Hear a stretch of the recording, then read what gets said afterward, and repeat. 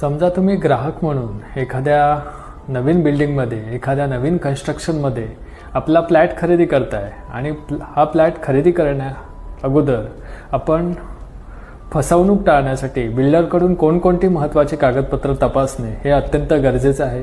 Number 1 7/12 उतारा आणि property card. Number 2 NA permission. Number 3 RERA certificate. Number 4 commencement certificate. Number 5 title did.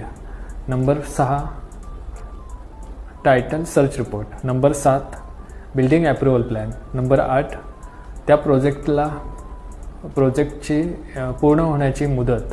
आणि number 9 त्या प्रोजेक्टचा ॲग्रीमेंट आपल्या खाजगी वकिलांना दाखवून ते तपासणे अत्यंत गरजेचं आहे.